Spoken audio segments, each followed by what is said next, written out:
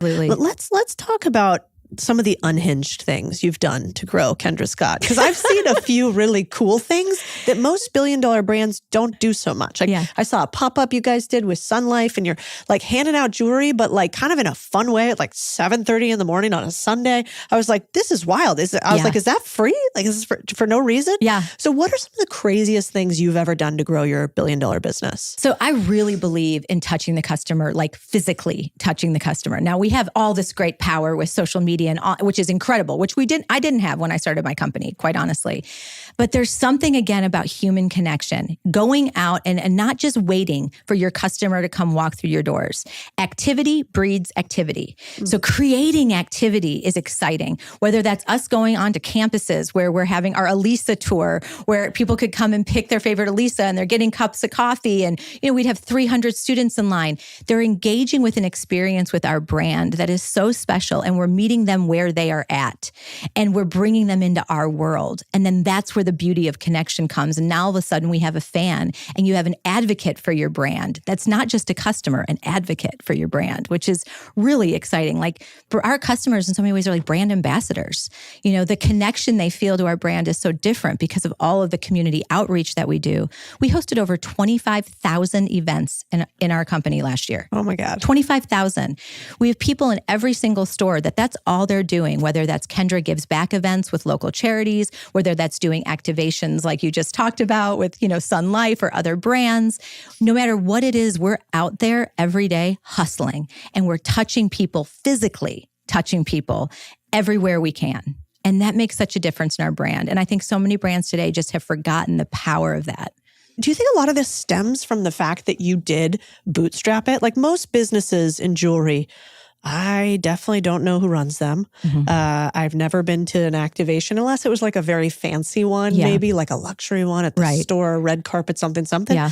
But this isn't very normal for your industry. No, is it? I mean, I dressed my best friend up in a heart costume on Valentine's Day, and we walked up and down. South. This is a few years ago. Okay, I'm already a billion-dollar brand, and I made my best friend dress up in a heart costume as a mascot, and we just walked up to people on the street and asked about their love story, and I gave them jewelry. I started this way because I didn't have any money for big ad campaigns. I couldn't take out advertisements in magazines or, newspaper or whatever. So the only way I could get my product out there was I brought literal product. I gave away my product. And one of my friends, Clayton Christopher, he did Sweet Leaf Tea at the same time that I was starting Kendra Scott here in Austin. And he was like, I let people taste it because once they taste it, they want it. So they got to try it. Well, I was selling jewelry, not tea, but I was like, I loved that concept. And so I would go to every hot restaurant and I'd make sure that all the servers and the hostess, I'd gift them Kendra Scott, and I'd give them cards, business cards, and be like, here, there's discount cards to give to customers. If they ask, I just opened a shop on South Congress. I'd go to like the hair salons, the hottest hair salons, make sure every stylist was wearing Kendra Scott. You're sitting in a chair, you're looking at a mirror. Those hairstylists are wearing the jewelry. They're like, what is that? I got the product out there because that was the one thing I had, the only thing I had that I could use for advertising. Word of mouth was how I built Kendra Scott. 100%. And this was before we had social media and the ability to do that virally, right? We were doing it just like physically, having people go and tell their friends. How do you come up with crazy ways to get attention without spending tons of money? Well, you don't need tons of money. You just need creativity, and you need to not be afraid to, I think so many people are like afraid, like, oh my God, I'm going to get laughed at, or that could be, as my 12-year-old says, cringe. Yeah. That could be so cringe. But you've got to be able to just go out there and have fun and not care, stop caring what everybody else thinks. Be disruptive. That's the only way you're going to make it in business today, is you have to be disruptive. I say it all the time. This is one of my slogans. If you're doing what everybody else is doing, you've already failed. You have to do it with your own fingerprint, your own voice, and you have to do it in a disruptive way. I love to use the example of the Blue Man Group. Okay. How many acts are out there in the world, right? That are competing, just like jewelry, right? Or all these other industries. These guys said, I'm going to paint our bodies blue. Okay. This was their thing. We're going to go on the streets and we're going to dance and we're going to do our thing. Blue Man Group became, because they were disruptive. They did something that other people would go, what in the world is happening? But it caused attention. It created excitement. Activity bred activity, and it bred bookings, and it built a whole business for them. So don't be afraid to be a little crazy. It's so good. I think I think oftentimes what we also don't realize is the more success you have, the less people think anything you do is cringy. So I often am like, hey, listen, if it's cringy now, once you make it, nobody cares. Right. It's not cringy anymore. So like, just make it. Do everything you can. Have zero ego in the beginning. Yes, 100%. You can't have shame when you don't have money in your bank account. No. What about... You talked about some fun things you did, but what do you think, for somebody who's listening that's like, I want to go out there and start a business right now. I don't know if it's in jewelry or I have something else, but I know I want to go start a business and I don't have much money. Mm-hmm. What are some non-glamorous, maybe doesn't require massive amounts of creativity, but just like if you do these 3 to 5 things, you'll have a harder time failing in business? Yeah, I mean, first you've got to solve a problem. I like to look at my friends, Tiff and Leon with Tiff's Treats. They're good buddies of mine. I know, right? But cookies, okay? Cookies are a very common thing. Bakeries are a very common thing. But they took cookies and they said, what if we could deliver them hot? Like warm, That's different than what's out there right now. So they took a business that was, million cookies in the world. They took something and they created something that was special and disruptive by delivering them warm, right? They started out of their dorm room here at University of Texas in Austin, which is crazy to me, right? Delivering warm cookies. But what I say is, and I love that as an example, is it doesn't have to be like you're reinventing the wheel and creating some product that has never existed. You've got to create a product that is unique, but is still solving a problem and doing something in an innovative and fresh way that's disruptive. And if you can do those things, it doesn't require money. It requires creativity. And if you've got creativity, you've got in spades over a big check, right?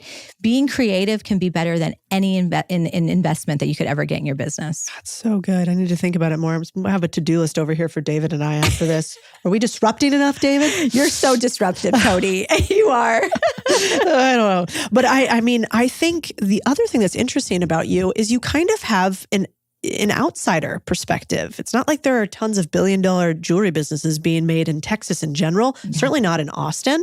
Did you ever consider yourself an outsider? And is it an advantage to being an outsider? Yeah, for sure. When I started, I remember going to New York and going to the Javits Center and setting up apparel and accessory shows and setting my booth up, and buyers and editors from the magazines would be like, oh, are you in LA or New York?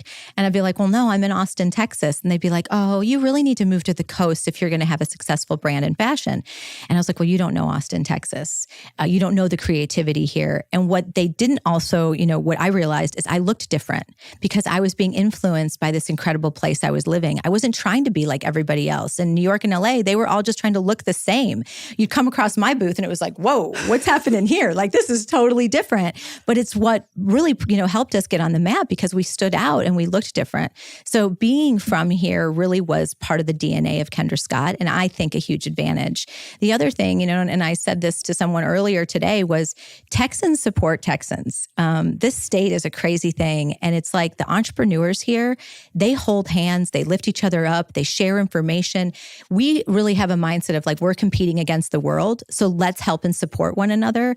I can't tell you how many incredible business owners and friends I have in this state who literally were there for me and vice versa throughout all the different stages of my growth of my business. And I wouldn't be sitting here with you, Codie, if I had started my business on the coasts. I wouldn't, because I needed that support and that love. And this state really gave me my wings to fly. Yeah. Well, it's also scary sometimes doing things a little bit different. But if you're in a place that's already different, that's a great unfair advantage that you can kind of mimic what's happening around you. And that in itself is not normal. Right. I never thought about that for you. What about slight change of topic? I'm seeing this gorgeous ring on your finger. Oh. So beautiful. Very tiny. He did good. He did good. He did good. Okay, so you're engaged to Zach Brown, who I'm a huge fan of. My parents are too, like giant fans. Yeah. But I was wondering, there are all these narratives about women and success and how successful women can't also be in good relationships. And I was just like curious your take. Do you think, are men intimidated by a $1 billion CEO woman? I think some men can be intimidated by a $1 billion CEO woman.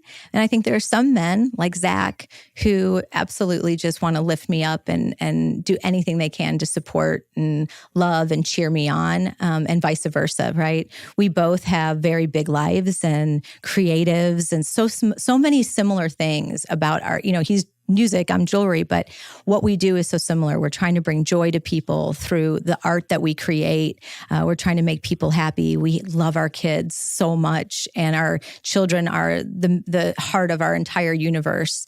And so all of those things are so aligned. And when you find a partner that you have that alignment with, and there's no competition, it's just, I love you. I'm rooting for you. I see you. I want to do everything I can to lift you up, and then to also be your rock. Because I haven't had that before, Codie. I had felt like the world was on my shoulders in a lot of ways. I was a single mom for much of my starting the business and getting the business going. And it was really hard. And I didn't have someone that could hold me when things were hard. And I always felt like I had to be the strong, like tough one. And I could never let the face go. And you know what I mean? And I had to just be like, okay, put the game face on. It's going to be okay. And even when I was, losing confidence in myself or whatever, I had a few good friends and people that I could talk to.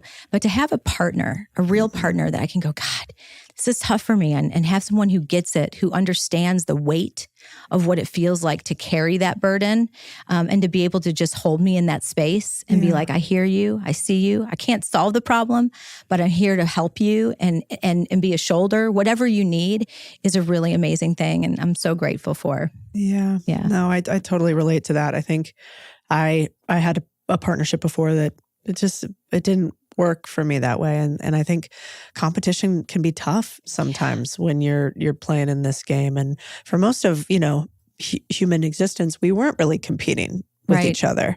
Yeah. And so I always I go back and forth between, do I ever ask the question or not? But I think there's so many women out there right now who really, we were girl bosses and we, climbed the corporate ladder or built our businesses or whatever. Yeah. And then I think there are a lot of women that I talk to, at least, it's the number one thing they want to talk about. They're like, I'm successful in my career. I'm motoring, but will it be possible for me to find love and a man that can handle it? There are people out there, there are men out there, and then women out there too, right?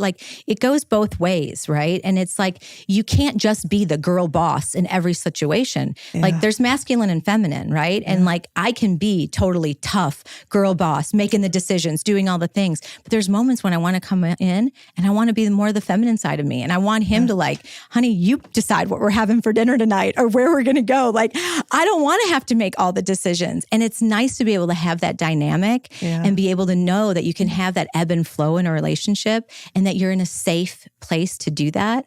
There's nothing more powerful than that. And it's important to look, I hadn't gotten it right all the time. And I look at you and, you've known your guy for a long time. And I have friends that have had relationships that, they've had since they were in high school or college. And wow, that's amazing. But I also think we need to give each other grace. Not everything works out the way we always want it to. No one goes into a marriage or any type of relationship thinking it's going to end. We're all hopeful, right? That this could be what happens. And if we allow, again, like we talked about before, a failure or a divorce to stop you from ever loving again, that'd be a shame. We've got one life on this earth and I want to make it count. And yeah, some things may not have gone the way that I had thought they would go, but I still believed in love. And, meeting Zach at this stage of my life, he may not be my first, but he's my last. Oh, I love that. Yeah, he seems really cute on Instagram. He's which is the sweetest, he's got all human. The tats, so you wouldn't think. He's a teddy bear. Is he? Yes. I won't tell anybody. Now the world knows. He, as a dad too, he's got 4 daughters and a son. He is the most incredible girl dad you've ever seen. Just so protective and loving, and it's amazing thing. Yeah, you can tell I'm pretty smitten. Yeah, exactly.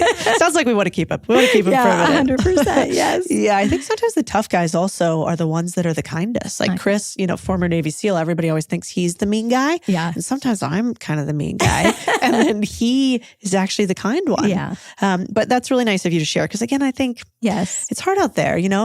All the statistics say we're getting married less. Mm-hmm. We're in relationships less. We're kind of a little bit lonelier. And so but having a partner is so amazing. Having a real partner in life and having it where you've got each other. Yeah. That that the other person 1000% has your back, loves you, is rooting for you, is cheering you on, is your biggest supporter. If you can find that and then give and have that the same for your, like, that's how I am with Zach. Like, I'm his biggest fan, you know, in all things that he does in his life. And I just want to be additive. And I wake up and I go, what can I do today to make him happy, to, you know, to be there for our family in a meaningful way, to make sure he knows how much he's loved. And he does the same for me. And when you have that reciprocation in a relationship, it's really magical. That's a really good note, actually. That idea of like doing one nice thing a day for your partner. Like, how do you go above and beyond for them? Every single day, no matter where we are, we start our morning with, good morning, I love you so much. Whether it's a text, if we're in a different city, or whether we're laying next to each other in bed. I mean, we do not get the first words out of our mouth is, I love you. And the last words out of our mouth before we go to bed are, I love you. And, you know, even with my kids, I mean, I don't ever get off the phone with my kids without telling them I love them.